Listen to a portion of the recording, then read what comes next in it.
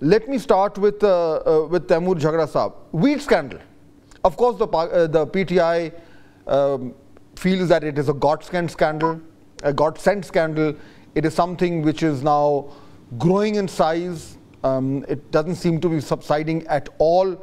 The current, Taimur Saab, just to quickly bring you up to date, the situation today is that the Kisan Ittihad has actually announced that they are going to launch a protest movement from May the 10th. From Multan, they are going to converge onto Lahore.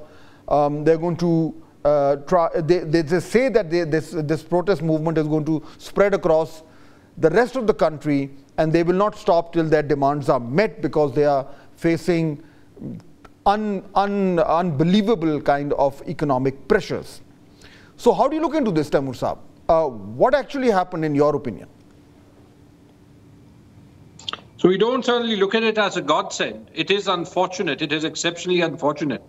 And I think it proves 3 or 4 things.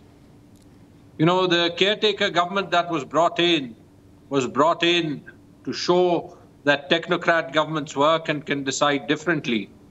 And I think that myth is out of the window. I think it certainly shows the ineptitude of this government, in the sense in particular that what we have maintained continuously, that a government that doesn't have a mandate will not be able to take difficult decisions of any sort. And that is true. We certainly saw it here when they were thrashing the farmers.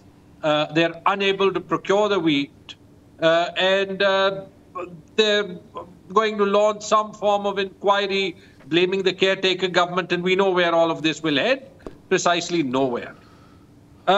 I heard Musaddiq Malik, who I think is one of the more knowledgeable government ministers, at least as far as knowledge of economics is concerned, to say this entire wheat procurement system, where prices are set and then there is either a deficit or a surge and an export and then a shortage, that this is wrong and we should get out from it. Absolutely. I agree, but Musaddiq Saab, who are you telling? You're in government. If you believe this is the right thing, do it. It can't be done in 1 year, but you can certainly articulate a roadmap. And I think what should absolutely be done in the short term, given that we have this system that I actually don't agree with. In principle, I agree with what Musaddiq said. But in the short term, the government has set these support prices. The farmers make their growing decisions on this. Go ahead and procure the wheat and, you know, maintain a strategic reserve, and for a year or more, hand out some subsidized wheat. You've caused the highest inflation in the history of the country.